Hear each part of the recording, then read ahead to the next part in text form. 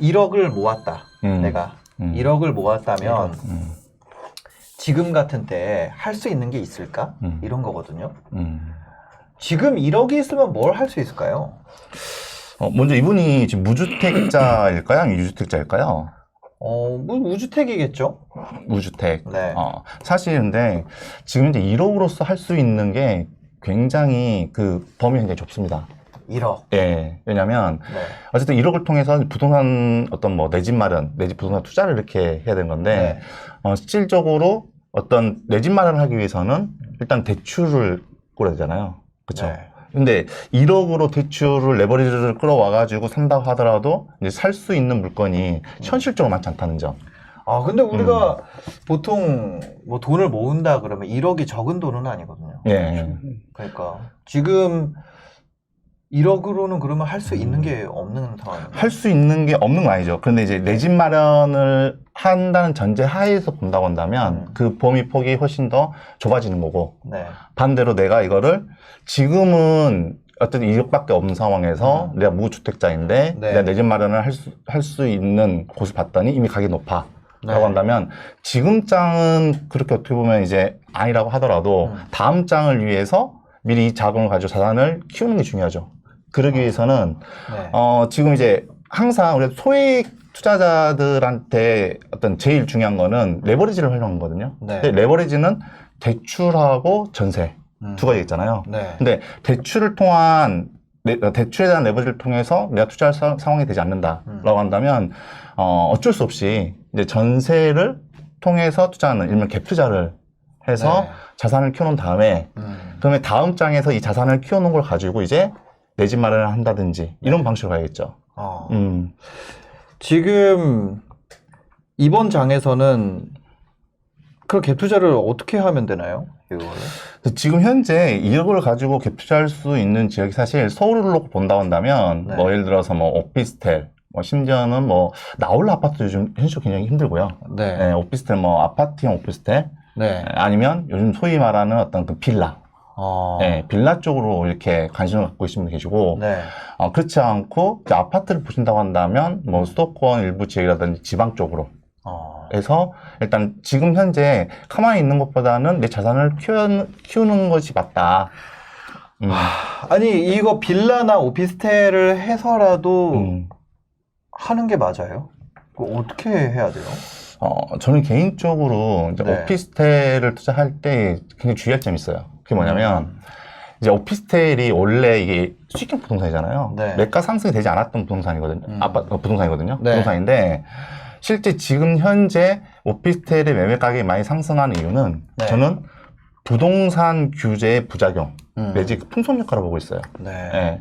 왜 과거에 부동산 규제가 이렇게 심화되지 않았을 때는 오피스 수요로 몰리지 않았는데 이제 부동산 규제가 심하다 보니까 사람들이 아파트를 사기에는 자금이 부족하고 네. 그래서 밀려서 수요가 어쩔 수 없이 차선책으로 이제 오피스텔을 선택하게 되는 거죠. 그래서 이랬을 때 그 오피스텔을 투자할 때 과연 정말 부동산 규제 또 풍선 효과로 인해서 지금 가격이 상승한 건지 아니면 정말 이 오피스텔에 투자했던 가치가 있는 건지 이걸 판단할 방법이 있어요. 뭔가요?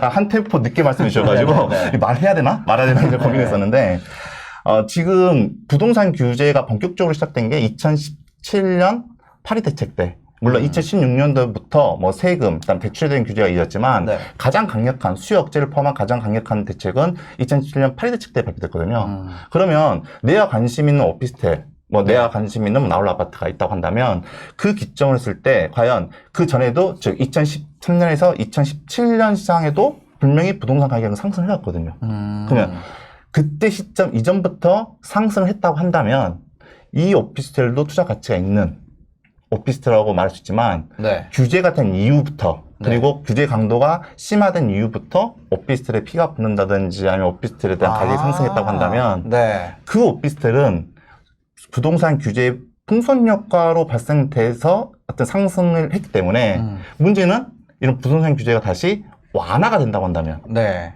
이제 이 수요가 다시 오피스텔을 떠나게 되는 거죠. 저는 여기서 이제 좀 궁금한 게 있어요. 만약에 북극성주님 이나 잘 사는 흥부님 아는 동생이 있어요. 친한 동생이. 네. 그 친구가 1억을 모았대요. 이제 30? 30대 초반? 30대 초반 들어와가지고 33, 4 됐겠죠? 1년에 2천씩 모은다 그래도 5년은 걸리니까요. 그러면 27부터 했으면, 직장 생활 했으면, 뭐 군대 갔다 와가지고, 그럼 32일 거고, 그렇죠? 그래서 1억 모았습니다. 열심히 모았네요. 대단하죠. 그죠? 대단. 거의 그, 초년생 때부터 달린 거죠. 계속 그냥 저축으로. 그래서 30대 초반에 1억을 도착을 했어요. 그 뭐 재테크 책 이런 거 보면은 나와 있단 말이에요. 1억을 모아라. 뭐 이런 것들. 그거 이제 돈이 모이면 이제 뭐라 그러죠? 뭐 굴러가기 시작하고 그래서 시드를 모으는 게 중요하고 뭐 이런 얘기들 많잖아요. 네. 돈을 굴리기 전에 1차적으로 모아야지만이 네. 굴릴 수가 있는 거잖아요. 그렇죠. 그러면 그 상태에서 딱 왔을 때, 오피스텔 사라라고 얘기해야 되는 상황이라는 건가요? 저라고 한다면 네. 사실상 그 오피스텔은 그 리스크가 있다고 봐요, 분명히. 네, 왜냐하면 리스크는 분명히 부동산 상장에서도 과거에도 오피스텔 매가 상승이 지금처럼 이렇게 상승하지 않았거든요. 아는 상황에서 네. 문제는 부동산을 살 때가 중요한 게 아니라 이거를 파는 시점에서 그 기간 동안에 상승했다 하더라도 내가 팔 수 있는 사람이 있느냐. 네. 내지 내가 원하는 시기에 팔 수 있냐가 굉장히 중요하거든요. 네. 그래서 항상 부동산은 사기 전에 매도를 생각을 하고 사라는 게 정설이기도 해요. 이걸 누구한테 팔 수 있을 것인지. 네. 근데 지금처럼 사람들이 많이 이렇게 몰려왔어. 그랬을 때는 지금 그 전에 산 사람이 네. 높은 가격을 받고 나서 이 사람한테 파는 거 가능해요. 근데 그 사람이 이제 1억 모았어. 1억 네. 모았는데 딱 봤는데, 저 오피스텔이 수익형 부동산도 아니야. 왜? 내가 1억을 가지고 갭을 가지고 살려고 하다 보니까 전세도 네. 맞춰야 되는 거거든요. 그렇죠. 그러면 돈을 내가 월세를 받는 것도 아니잖아요. 네. 그러면 그런데 내가 그 물건을 내가 오피스텔 내가 산다 라고 했을 때 나중에 시간이 지나서 조금 전에 말씀드린 것처럼 부산 규제가 완화가 됐어요. 그래서 오피스텔로 몰렸던 수요가 다시 아파트로 회귀한 현상이 나타난다 네. 라고 한다면 오피스텔의 매수세가 실종될 거고 지금까지 올라왔던 가격이 하락할 건데 네. 문제는 이 사람이 사는 시점부터 파는 시점의 기간보다도 그 전에 샀던 사람들이 상승폭을 많이 가져왔던 것을 거의 네. 폭탄을 갖고 가는 거잖아요. 그렇죠. 그러면 폭탄을 갖고 있는 상황에서 가격이 하락하기 시작하면 나는 처음에 샀던 가격보다도 더 하락된 가격으로 팔 수 있는 거거든요. 네. 그러다 보면 결과적으로 플러스가 아니라 마이너스 되는 거기 때문에 네. 효율적인 투자가 될 수 없다고 봐요. 그럼 1억 가지고 뭐 해야 되나요? 만약에 한다고 하면, 네. 만약에 진짜 한다고 친한 하면, 동생. 네, 만약에 한다고 네. 하면 차라리 저는 오피스텔, 특히 오피스텔도 소형 말고 네. 중요한 게 요즘 아파텔이라고 하잖아요. 네. 아파텔에 분양하는 물건을 차라리 네. 어떤 그 분양을 받아서 네. 피를 받고 매도를 해서 차익을 받는. 청약을 해라. 그쵸. 어차피 오피스텔의 청약에 대한 부분에서는 19살 이상이 다 가능하기 때문에 네. 그렇게 해서 자산을 키우는 방법이 있어요. 근데 여기서 말하는 초점 말씀드린 것처럼 부동산 규제가 완화에 대한 시그널이 나타나기 전에 네. 그때 전매를 해서 차익을 실현시켜서 나간다고 한다면 네. 자기 자산을 지킬 수도 있고 내지 증시시킬 수도 있죠. 알겠습니다. 잘 사는 분이 좀 의견이 다르실 수도 있잖아요. 일단은 그 같은 1억 북극성줄에서 똑같은 그거. 그렇진 않습니다. 노선이 다릅니다. 알겠습니다. 여기 질문 중에 뭐 이런 것도 있어요. 민하님이 1억 모았는데 재개발 예정인 작은 주택은 어떨까요? 뭐 이런 얘기도 있거든요. 일단 저는 너무 찬성하고요. 네. 일단 그 1억을 모으기까지 얼마나 힘들었겠습니까? 힘들죠. 진짜 힘들었고 그 1억을 투자할 때 그 두렵고 떨리는 걸 전 너무나 잘 알아요. 왜냐하면 저 같은 경우는 제가 첫 투자를 했을 때가 2010년이었거든요. 네. 예, 그리고 저는 진짜 기가 막히게 제가 생애 처음으로 아파트를 딱 산 다음에 바로 가격이 하락했어요. 한 4년 동안. 네. 그렇기 때문에 그 4년이라는 시간을 저는 이제 뭐 온 몸으로 가슴으로 그 4년을 버티면서 네. 굉장히 힘든 시간을 보냈거든요. 네. 그래서 지금같이 정말 내가 4년, 5년 피땀 흘려서 1억을 모았으니 네. 이게 투자한다는 게 정말 쉽지가 않아요. 과감해지기도 어렵고. 그죠. 예, 저는 그 심정을 내 너무 잘 알아요. 세월이잖아요. 이게 돈이 1억이 아니라 내 청춘이 20대 후반부터 30대 초반까지의 5년을 네. 넣는 거란 말이에요. 그렇죠, 그렇죠. 네. 그러니까 저 같은 경우는 저도 그때 살 때 2010년도에 살 때 진짜 영혼까지 다 끌어모아서 샀는데 결국은 제가 산 가격보다 훨씬 많이 떨어졌었거든요. 그러면은 제가 모아서 냈던 돈들은 이미 다 없어진 거였고 네. 열심히 대출에 은행에다가 대출을 갚는데 정말 이게 뭐 하는 짓인지 싶더라고요. 막 자괴감도 생기고. 네. 그래서 이제 전 뭐 그런 경험을 좀 갖고 나서 네. 이제 지금은 이제 뭐 책도 쓰고 뭐 강의도 하고 있지만 네네. 제가 만약에 저 33세 후배 1억이 있다라고 하면은 저는 지방으로 가라 그럴 것 같아요. 그것도 지방의 재개발. 아, 지방 재개발. 네, 지방 재개발. 근데 지방 같은 경우는 그런 얘기 많이 있더라고요. 네. 이제 지방에는 땅이 많아가지고 네네. 땅값도 싸고 네네. 이래서 재개발을 하느라고 이제 주민 간에 마찰이 있고 이러느니 네네. 차라리 빈 땅에 짓는 게 낫다. 네네. 맞아요.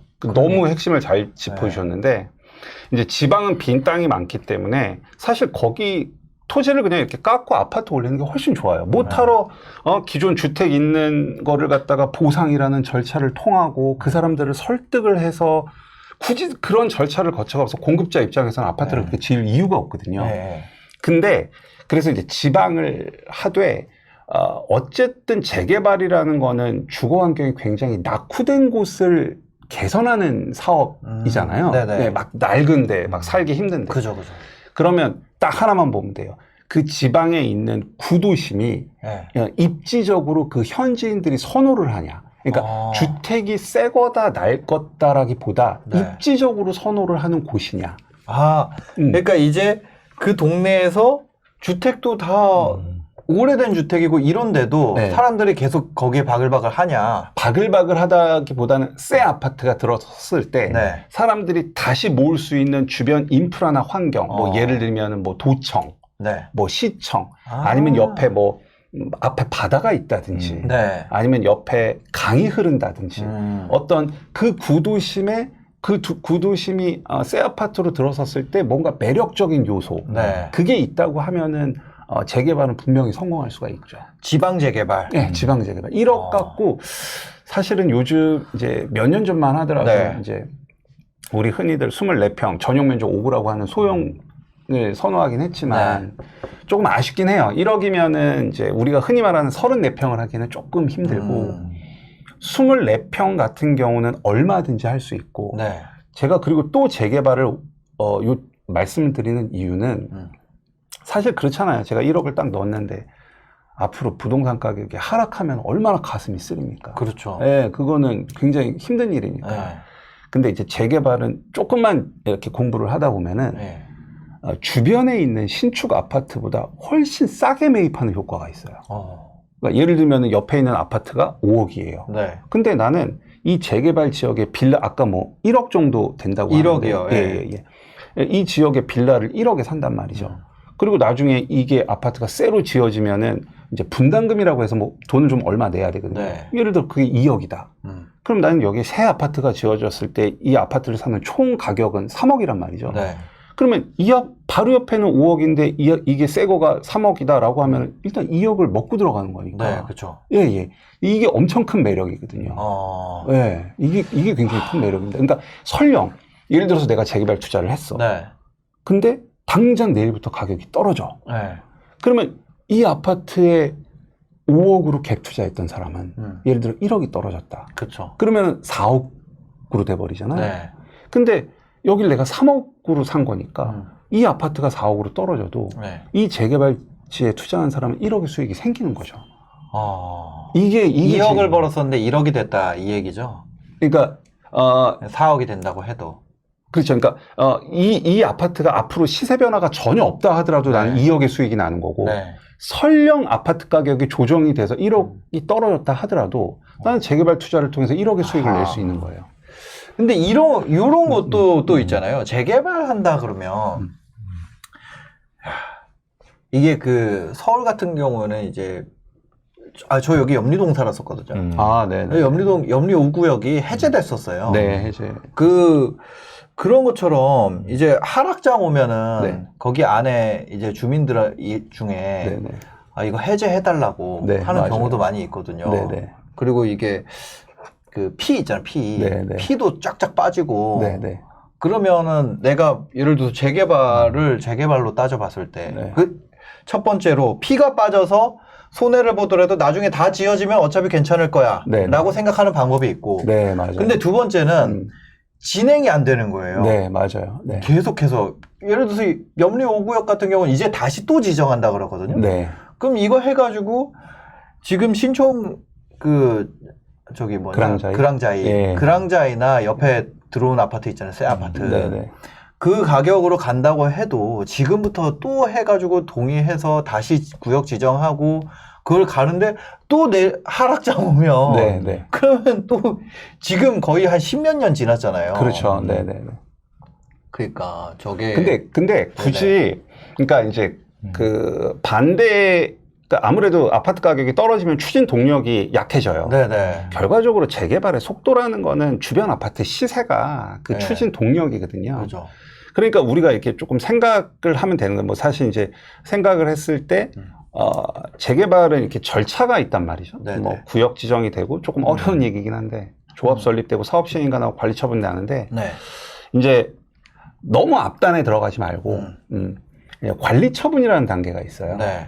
그게 이제 거의 뭐 재개발의 80% 이상은 완성이 된 네. 거란 얘기죠. 그럼 이제 관리 처분이 끝나면은 바로 이주가 들어가고, 그죠. 거기 살던 사람들이 이제 나가야 되니까. 철거하기 시작하죠. 네, 그 다음 철거하고 이제 바로 착공 들어가니까, 네. 그 기간이 한 4, 5년 정도 된단 말이죠. 그러면, 예를 들어서 아까, 신사임당님 말씀하셨던, 막 앞단, 막 네. 임제 구역 지정, 조합 네. 설립, 이때를 검토한다 그러면, 야, 이거 언제 돼? 네. 이거 언제 될 거야? 또 나중에 하락장 왔을 때는 그거 내가 어떻게 감당할 수 있을 거라고. 그러니까 걱정되지만 재개발 초기에 들어가는 결국 피싸움 하는 거잖아요. 비싸움이죠. 네. 근데 초기에 들어가면서 안전마진 얘기하면 말이 안 되지 않나. 사실 네. 제 투자 원칙은 네. 각 단계마다 내가 투자하는 금액의 몇 프로를 가져갈 것이냐라는 원칙은 있어요. 네. 제 나름대로 원칙은 있는데 앞단에 들어가는 거를 반대하진 않아요. 하지만 요즘은 너무 피가 과대평가돼 있어요. 그러니까 저는 제가 투자하는 기준이 있는데 네네. 요즘 앞단은 좀 거품이 끼었다고. 저는 뭐 예를 들어서 조합 설립인가 전후 같은 경우는 제 투자 금액의 적어도 100% 이상의 기본적인 수익을 확보하고 시작하는데 지금 뭐 보면은 뭐 100%가 안 되는 데가 굉장히 많거든요. 네네. 네. 그래서 저는 이렇게 사업이 좀 진행되는데, 예. 그러면 제가 아까 말씀드렸다시피 5억이라는 아파트가 있고, 네. 나는 이 재개발 지역에 새 아파트를 사는 총 가격이 3억인데, 네. 만약에 하락장이 왔다는 거죠. 그러면 분명히 재개발은 실수요가 붙지 않기 때문에 가격 하락폭은 일반 아파트보다 더 클 수밖에 없어요. 네. 그거는 맞아요. 네. 맞는데 이게 아파트로 완성이 되면은 결과적으로 주변에 있는 신축 아파트 시세에 붙을 수밖에 없거든요. 네. 네, 그러면 수익이 나는 구조가 된다는 거예요. 그리고 예를 들어서 뭐 조합 설립이다, 인재 사업 시행인가 난 거 같은 경우는 신사임당님 말씀하신 대로 뭐 반대로 인해서 뭐 지지분할 수가 있지만 네. 이미 이주가 되고 이미 막 철거가 된 상태. 그거는 뭐 돌이킬 수가 없죠. 이미 유리창 다 깨놨는데 그거 어떻게 할 거야? 그 유리창 테이프로 붙여서 다시 들어가 사셔라. 이럴 수 없는 거예요. 네, 맞아요. 네. 그 마진이 좀 적더라도 저는 이제 관리 처분 전후로는 제 투자 금액의 50% 이상을 네. 지금 확보해야 투자해요. 관리 처분 난 데가 50% 나는 데가 있어요? 많아요. 그래요? 네, 그러니까 요즘 보면은 막 뭐 그냥 2억대 재개발, 3억대 재개발 그래서 네. 자기가 그냥 들어갈 수 있는 사업장을 찾는데 사람들이 좀 포커싱을 두고 있는데 네. 저는 그러지 말라고 말씀드리고 싶어요. 관리 처분 전후로도 내가 예를 들어서 1억을 투자했다. 네. 그럼 5천만 원의 기대 수익이 아니라 앞으로 올라갈 게 아니라 내가 이미 확보하는 수익이 50% 이상이 되는 데가 많아요. 그래서 저는 그 33살 후배분이 그런 분이 계시다. 네. 그럼 흥부를 따라와라. 그리고 손을 잡고 고속버스를 타고 저기 충청도 어디로 갈 것 같습니다. 재개발 투자를 한다. 지방 재개발. 네, 저는 합니다. 그러니까 그런 거 있잖아요. 관리 처분 나면은 그 전매 안 되지 않는? 아, 그건 투기과열지구. 그 투기. 예, 투기과열지구. 지방은 괜찮다고 합니다. 네, 지방은 괜찮죠. 그러니까. 근데 투기과열지구라 하더라도 네. 좀 예외 조항이 있어서 예를 들어서 2018년 1월 24일 이거 좀 어려운 얘기가 되는데 그 전에 뭐 사업 시행인가를 신청한 사업장은 가능하고요. 그 전에 신청을 하는 네, 거? 사업 시행인가 신청한 사업장은 네. 거래가 되고요. 투기과열지구라 하더라도. 네. 그리고 요즘 보면은 10년 보유 5년 거주한 그런 매물도 나오고 있어요. 네. 그런 매물도 투기과열지구라 하더라도 거래가 가능하죠. 알겠습니다. 그럼 이게 또 하나 더 여쭤보고 싶은 게 있는데 네. 얘기 나온 김에 그럼 예를 들어 다 지어졌어요. 아파트가 재개발이 다 네, 아파트로. 다 지어졌어. 그럼 이거 언제 팔 수 있어요? 파는 거? 네. 그거는 이제 전략이 좀 있는데 네. 우리가 관리처분 계획 인가가 나면 네. 그걸 입주권이라고 불러요. 그렇죠. 네, 나중에 새 아파트가 들어갔을 때 내가 그 새 아파트에 입주할 수 있는 권리라고 부르는데 네. 이제 입주권 같은 경우는 내가 주택을 100채 있든 200채 있든 그냥 2년만 갖고 가면은 양도소득세가 기본세율이에요. 네, 그 중과가 아니에요? 중과 아니에요. 입주권은. 네. 입주권은 중과가 아니란 말이에요. 네. 그러니까 입주권은 그래서 내가 보면서 그냥 입주권을 2년 정도 갖고 있다가 기본세율로 팔아도 되고 네. 팔아도 되고 그 다음에 예를 들어 내가 투자하는 지방이 비조정이다. 네. 비조정이면은 아파트로 완공이 돼서 2년만 보유하면 100% 비과세고. 네. 근데 만약에 조정지역이다 그러면 거주 요건이 들어가긴 하겠죠. 2년 보유하면 일반과세. 일반과세죠. 네, 비과세가 아니라. 일반과세. 2년 비조정, 그러니까 비규제 지역에서는 네. 무주택자가 그냥 2년 보유만 해도 비과세죠. 거주 요건에 안 갖춰져. 안 갖춰졌으니까요. 비조정 지역은 거주 안 해도 되네요. 네, 안 해도 돼요. 원래 2년 거주인데. 네, 2년 거주인데. 그래서 뭐 보면 지금 뭐 포항, 네. 북구, 구미 뭐 이런 데는 다 성님 진입 맞아요. 지방 재개발을. 지방 재개발 매력적인 데 많습니다. 그래요. 네. 그러니까 저는 재개발은 무조건 서울 얘기인 줄 알았는데. 그리고 아까 전에 말씀하셨던 것처럼 네. 말씀하셨던 것 중에서 이제 그 구도심에 있는 재개발이 아닌 지방에는 뭐 빈 땅에 지을 수 있는 게 많지 않냐. 그렇게 말씀하셨는데 사실 이건 택지지구를 이제 조성을 해서 거기에다 공급이 되는 거잖아요. 그러니까 그래서 뭐 LH 사태 이런 거 생긴 거 아니에요? 맞아요. 그렇죠. 네, 지방에 땅 그것 때문에 요즘 많이 위축되긴 했는데. 근데 이렇게 택지지구를 조성해서 공급되는 것과 구도심 내에서 공급되는 것과 비교해보면 부동산 상습장에서는 신도시급보다는 구도심에 있는 재개발 재건축 내지 구도심 내 공급에 대한 부분에 있어서 훨씬 더 수요층이 두텁고 거기에 따라 매가 상승폭이 더 크게 나타나요. 그 이유는 뭐냐면 구도심은 기존에 인프라가 있기 때문에 그러는 거예요. 기존에 갖고 있는 인프라 내에서 그 안에서 어떻게 보면 이제 낙후돼 있기 때문에 낙후된 것을 어떻게 보면 새롭게 해서 올리고 난 다음에 주변의 인프라가 같이 흡수하게 되는 거잖아요. 또 하나 이게 재정착률이 높아지는 거기 때문에 예를 들어서 뭐 택지지구에서 공급을 했어. 공급에 있는 상장에서 공급을 시작했는데 하락장이 됐었을 때 그때 이제 이게 분양에서 입주가 되기 시작을 해. 그러면 여기는 어떻게 보면 이제 아무것도 없었던 곳에서 아파트를 지어놓은 거잖아요. 약간 옛날 청라빌 나는 거죠. 그렇죠. 똑같은 상황이 되는 거죠. 그러면서 가격의 하락에 대한 리스크가 굉장히 커지는 거죠. 근데 청라 같은 경우에도 예전에 그렇게 해가지고 처음에 분양 받을 때 당시만 하더라도 그 청약만 당첨만 되면 로또라고 있었어요. 문제는 입주 시점이 이제 어떻게 보면 이제 미국발 금융위기와 맞물리기 시작하면서 그러면서 이제 굉장히 쓰러지기 시작을 했죠. 그 입주 시점에 이제 좀 타격이 컸죠. 들어오기 시작한 거네요. 그렇죠. 그게 컸다가 거의 회복되는 데까지 한 5, 6년 걸렸어요. 근데 그게 비단 청라뿐만 아니라 뭐 저기 이제 신도시들 뭐 김포도 그렇고 다 비슷한 상황이었죠. 그럼 예를 들어 지금 3기 신도시 같은 경우 그냥 갑자기 생각이 난 건데 그럼 그거 뭐 사전 청약해서 하는 분들 같은 경우 입주하는 시점에서 좀 고생할 수 있겠네요. 지금 만약에 정부가 예상하고 있는 정도의 공급 물량을 한다면 그리고 현재 지금 정부가 예상하고 있는 기간은 한 2026년에서 2028년도 될 것 같아요. 근데 만약 이때 동시다발적으로 공급 물량이 들어온다 한다면 이거는 뭐 매매, 전세시장 할 것 없이 굉장히 엄청난 파급 효과가 나타났고 그게 매매가도 전세가도 그렇고 엄청난 가격 조정장이 나타나지 않을까 싶거든요. 네. 왜냐하면 그 이제 뭐 이기 신도시도 그랬고 그 전에 아까 말씀 청라, 김포도 그랬지만 네. 거기가 매끄만 하락한 게 아니었거든요. 김포가 24평이 네. 2010년도에 전세가 6천이었어요, 6천.